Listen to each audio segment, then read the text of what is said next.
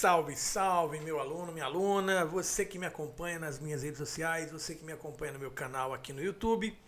Salve, salve você, meu aluno da ETE Maria José Vasconcelos, que assiste a essas aulas que são gravadas muito especialmente para vocês. Atenção, essa é a segunda aula sobre competências da prova de redação do Enem. Nós combinamos aqui que eu iria tratar desse assunto em duas aulas. A primeira aula já foi, falamos da competência 1, da competência 2 e de várias outras informações relacionadas à prova de redação do Enem. Agora a gente vai falar das competências 3, 4 e 5. Então, se você está assistindo a essa aula e não viu a aula 1, dá uma pausazinha aqui, vai para a aula 1 e assiste a aula 1. É muito importante para você ter a sequenciação corretamente organizada. Beleza? Então, sem mais delongas, vamos agora entrar nas próximas 3 competências da prova de redação do Enem. Canetinha na mão, papel por aí, bloco de anotação. Vamos seguir agora adiante. A competência 3, galera, é a competência que fala sobre selecionar,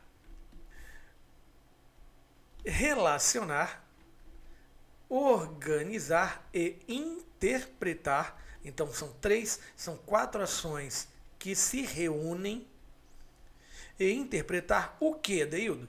Informações, fatos, opiniões e argumentos em defesa de um ponto de vista.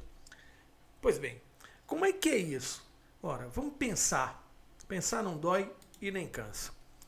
Galera, imagine que alguém dê para você um tema. Tá bom? E você está bem aqui com o seu repertório.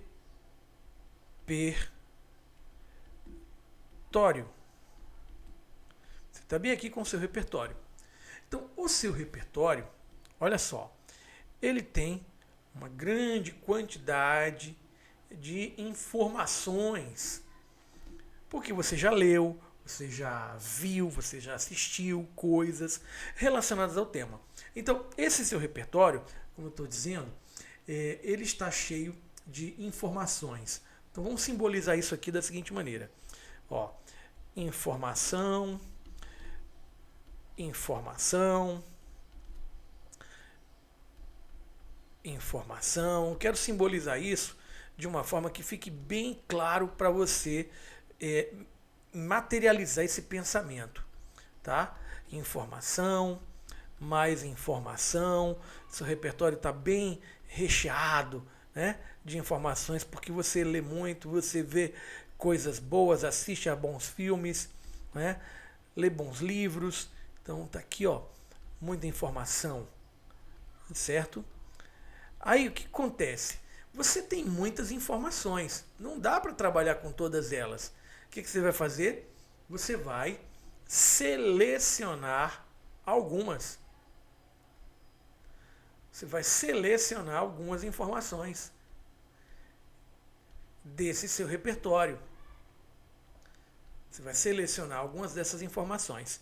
E aí, qual é o primeiro critério que você deve utilizar para selecionar essas informações? Olha, o primeiro critério é esse aqui, ó.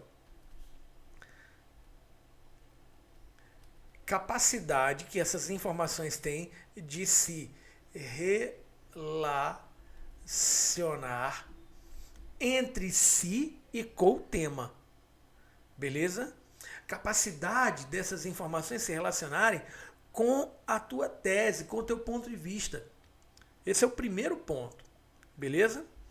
Segundo critério, você deve selecionar as informações, fatos e opiniões que você sente facilidade em interpretar. Então aqui, ó, interpretar. Relacionar, interpretar, tá bom? E essas informações que você selecionou, que se relacionam entre si, que se relacionam com o tema, que se relacionam com o teu ponto de vista, que você vai interpretar, você deve organizá-las. E você deve organizá-las de que maneira? De maneira que elas claramente sejam apresentadas como material argumentativo para defender teu ponto de vista. Então, se eu voltar aqui na competência, Ó, selecionar as informações, fatos e opiniões e argumentos que estão lá no teu repertório. Relacioná-los, organizá-los e interpretá-los. Interpretá-los. Não basta apenas jogar ali para dentro o dado, você tem que interpretar. Agora, Adeildo, que tipo de informação é essa? Olha, galera, eu vou dizer aqui para vocês. São os dados comprobatórios. Que é isso, Adeildo? Ó, estatísticas, resultados de pesquisa, agora tem que ter a fonte, hein? São os fatos sociais mais notórios. O que é uma coisa notória? É uma coisa que foi noticiada nacionalmente, mundialmente, beleza? E os fatos históricos, tá? Então, fatos, argumentos de autoridade. Argumentos de autoridade. O que é alguém autoridade? Num assunto disse a respeito do tema proposto. Você também pode organizá-las de forma a obedecer um raciocínio lógico. Ou ainda você pode usar aquelas informações que são de consenso. Então, esse tipo de informação você pode utilizar, esse tipo de dado você pode utilizar para conceber a sua argumentação.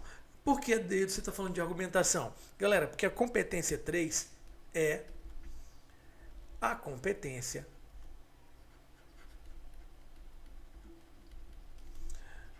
da argumentação. Aqui, ó, agora, tá vendo aqui em cima? Eu quero que você assista essa aula sobre argumentação, beleza? Agora, tem conceitos importantes. Que conceitos importantes estão relacionados à competência 3, Adeildo? Olha, o conceito de coerência. O que é a coerência? É uma espécie de mecanismo que garante a construção do sentido do texto, de acordo com as expectativas do leitor, que no caso é a banca. E um outro conceito importante é o projeto de texto. O que é o projeto de texto? É uma espécie de planejamento prévio. Ficou aqui estranho. Planejamento prévio.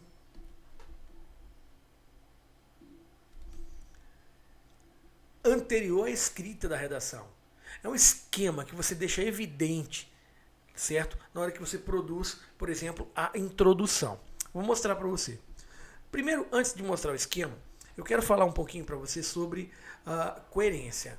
Galera, coerência, existem dois tipos. E a sua redação tem que ter os dois tipos. Há uma coerência que é externa e há uma coerência que é interna. Vamos começar falando sobre a coerência interna. Olha só. Se você pensa comigo assim, da seguinte maneira, vê se tem sentido para você. Vou colocar aqui uma frase. Ó, tudo o que você diz depende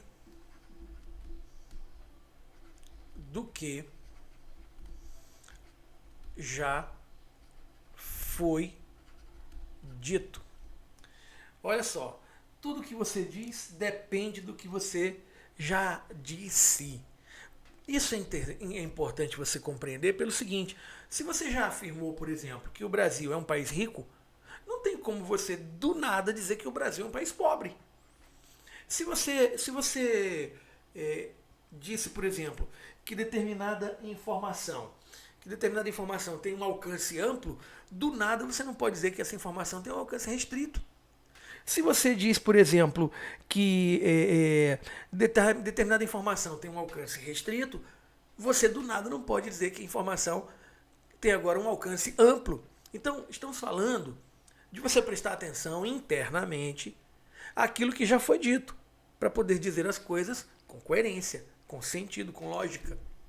Adeildo, e a coerência externa? A coerência externa é o seguinte: ó, o tema dado, que o tema, né? Tema, ele pertence a uma dada realidade. Uma dada realidade. Então, galera, se você está dizendo alguma coisa no seu texto, essa realidade aqui, ela tem que confirmar se o que você está dizendo procede. Vou dar um exemplo. Você está analisando a pandemia, né? E diz, por exemplo, que a pandemia no mundo não ceifou muitas vidas. Ora, o que a gente observa? Que ela tem levado muita gente ao óbito no Brasil e no mundo. Então a realidade está dizendo o contrário do que o seu texto estaria dizendo. Portanto, não tem coerência, não tem lógica, não tem sentido externo. Beleza? Então você tem que ficar ligado com esses dois movimentos da coerência. A coerência interna, que se baseia nesse princípio aqui, ó, e a coerência externa, que se baseia na fidedignidade dos argumentos em relação à realidade. Tá bom? Agora, quando a gente fala de projeto, ó, imagina a tua introdução. Na introdução, a frase inicial, geralmente ela traz o quê? Ela traz a apresentação do tema mais a tese. Ponto. Logo em seguida vem as frases de desenvolvimento do parágrafo. E essas frases de desenvolvimento, o que trazem? Elas apresentam a apresentação do argumento 1 mais argumento 2 ponto. E você pode também apresentar uma frase de conclusão, uma conclusão preliminar, né? Uma conclusão preliminar em que você diz que o problema, ó, aqui, quando você apresenta o tema, ele traz uma problemática, certo? Que o problema que esse tema traz precisa ser solucionado, beleza? Então, olha só, presta atenção. O que você tem aqui nessa introdução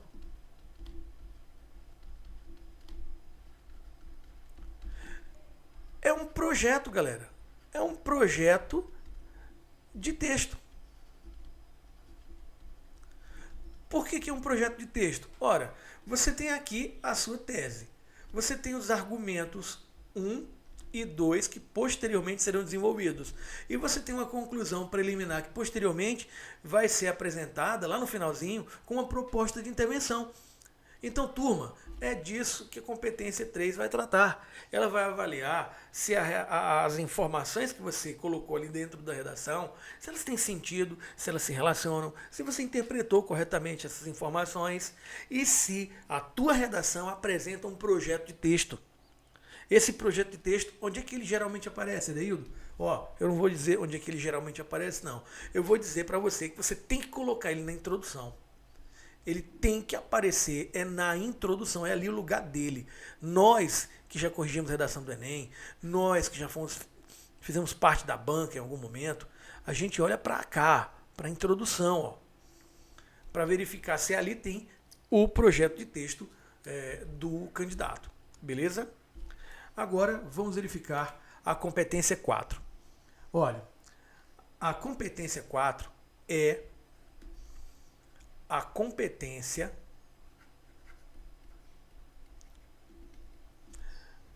da coesão. E o que é a coesão? Vou explicar já para você. Mas primeiro vamos ler aqui do que trata a competência 4. Demonstrar conhecimento dos mecanismos linguísticos necessários para a construção da argumentação. Ora, daqui não é da argumentação, a competência da argumentação por causa disso? Não. O foco não é na argumentação. O foco é aqui, nos mecanismos linguísticos. E que mecanismos linguísticos são esses? Em outras palavras, são os elementos de coesão. Então, é a competência da coesão. Por isso, olha só os conceitos importantes. Primeiro conceito, o que é coesão, né? Para que serve a coesão? A coesão é um mecanismo gramatical e linguístico que garante a unidade, essa palavrinha aqui é a palavra-chave, unidade de sentido do texto. Ela anda lado a lado com a coerência. Por quê? Porque a coesão garante isto, a unidade. E a coerência garante isto, o sentido.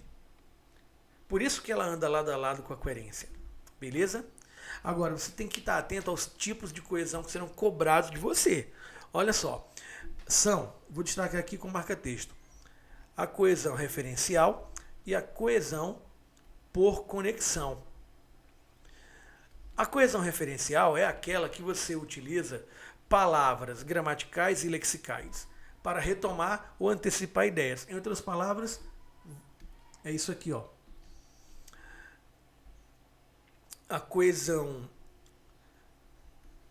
referencial, essa coesão aqui, você usa palavras para se referir a outras. Por isso que o nome da coesão é coesão referencial. Agora, Adeildo, você fala aqui de palavra gramatical e palavra lexical. Cara, eu não sei o que é isso não. Então, vou dizer agora para você. Preste atenção. Olha, palavras gramaticais são aquelas que não possuem significado próprio. Exemplo, dou sim, os artigos, os numerais ordinais principalmente, os pronomes e certos advérbios.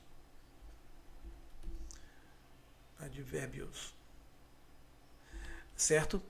São palavras que a gente chama de palavras gramaticais. Por quê? Porque elas desempenham apenas um papel gramatical. Agora, eu tenho um outro tipo que são as palavras lexicais. As palavras lexicais, aqui ó,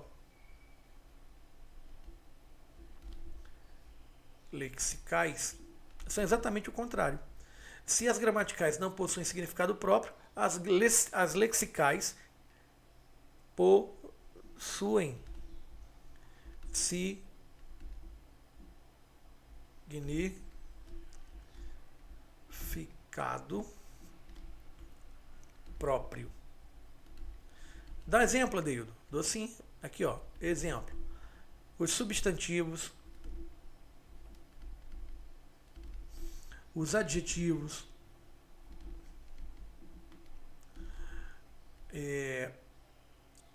os verbos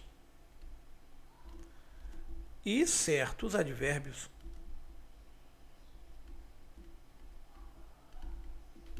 Beleza? Então, isso são palavras lexicais. Então, por exemplo, eu vou verificar se você é capaz de retomar uma palavra usando o sinônimo dela, usando um hiperônimo que se refira a ela, usando um hipônimo que se refira a ela, tá bom? Então é isso aí. Agora, o outro tipo de coesão, a coesão por conexão, ela usa um outro tipo de elemento. E esse outro tipo vou destacar aqui de azul. Ela usa os operadores argumentativos. Ou seja, internamente, e interparágrafos. Isso aqui, galera, é muito importante. Veja só, preste atenção. Imagina que você está escrevendo a redação, né? E aqui está o seu parágrafo. Vamos imaginar que isso aqui é o seu parágrafo. Certo? E no seu parágrafo, o que acontece? Você está dizendo muitas coisas lá dentro dele, né?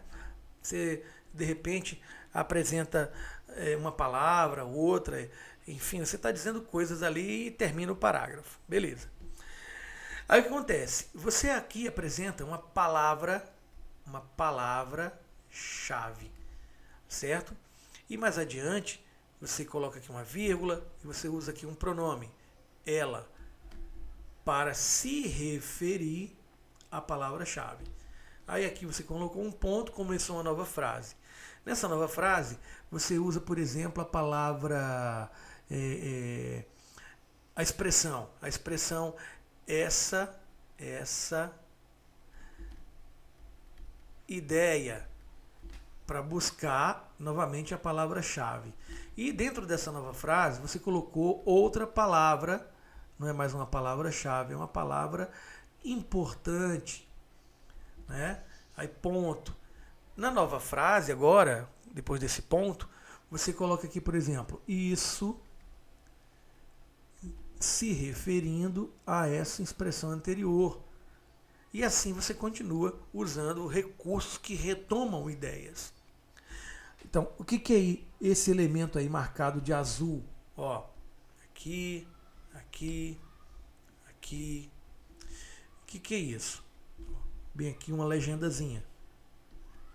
É a coesão referencial.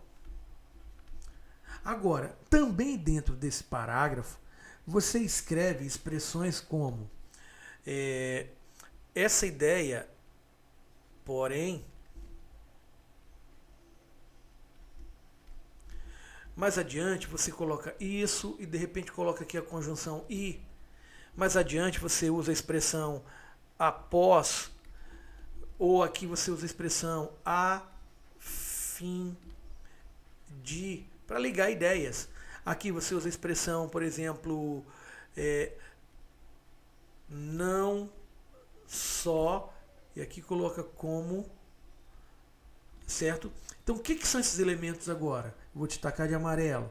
Esses elementos, galera, aqui apresentar, eu quero destacar de amarelo. Vamos lá. Esses elementos aqui, são operadores argumentativos. Agora, são operadores argumentativos usados onde? Usados dentro do parágrafo. Então, são operadores argumentativos intraparágrafo. Beleza? E o que seria o interparágrafo, Adeildo? Seria o seguinte, ó, imagina o seguinte agora. Aqui está a tua redação, agora não é mais um parágrafo. Aqui está a tua redação, beleza? Essa redação tem 1, 2, 3, 4 parágrafos. E aí, quando você está escrevendo, você usa uma expressão assim, ó. Iniciando aqui o segundo parágrafo. Em primeira a análise, vírgula, e começa a escrever, né? Aí depois, iniciando o terceiro parágrafo, você diz assim, ó. Em segunda análise, vírgula, e continua aqui escrevendo. E iniciando o último parágrafo, você começa assim, ó. Portanto, vírgula, aí começa a escrever sua proposta de intervenção. Então, galera, presta atenção.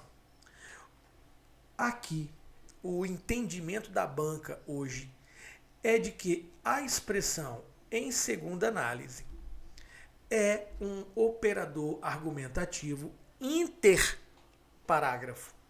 Por quê? Porque essa expressão, graças à primeira, a expressão em primeira análise, graças à primeira expressão, ela opera entre os parágrafos,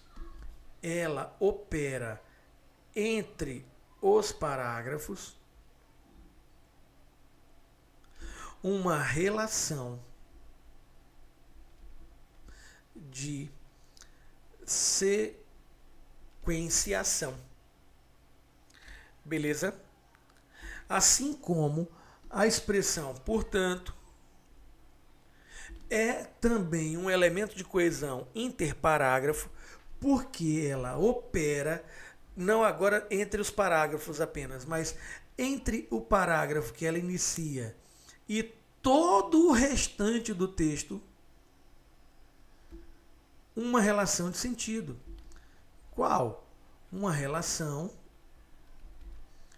de conclusão.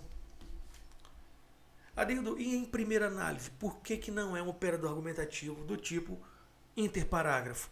Porque ela não estabelece relação de sequenciação com nada do que foi dito antes, se nada tinha para ser dito.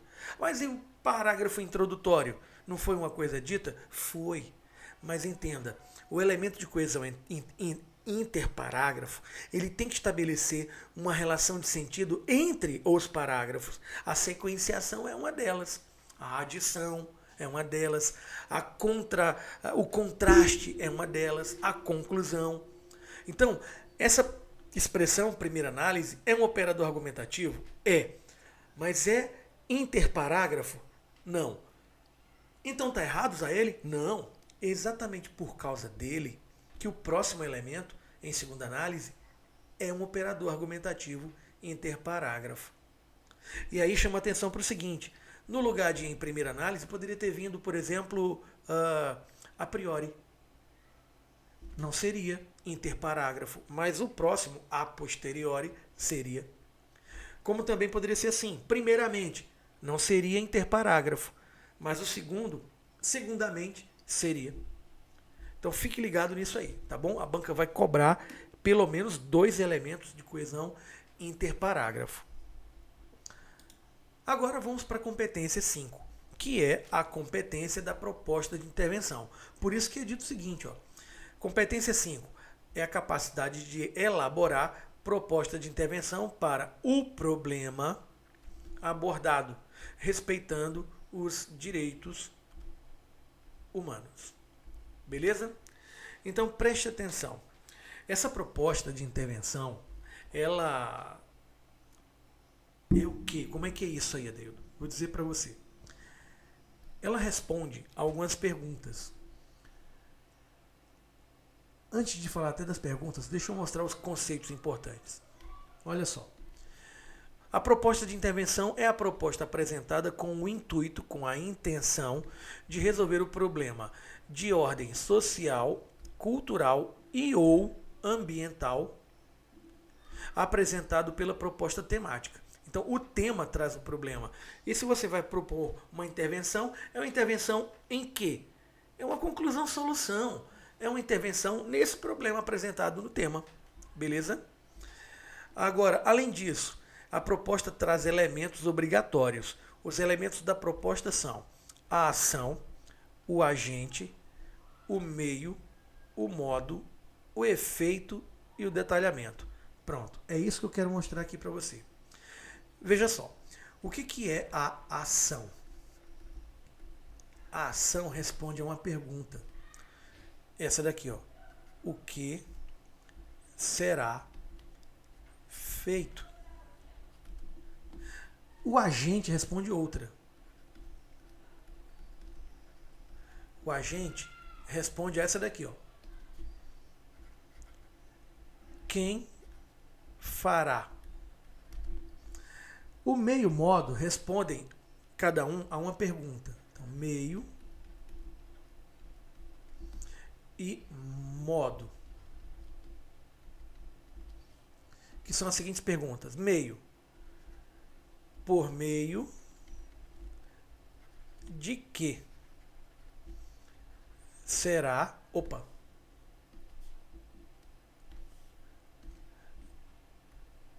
será feito. E o modo seria assim, ó. Como? Como será feito? Aí depois tem ainda o efeito. O efeito responde a essa pergunta, ó.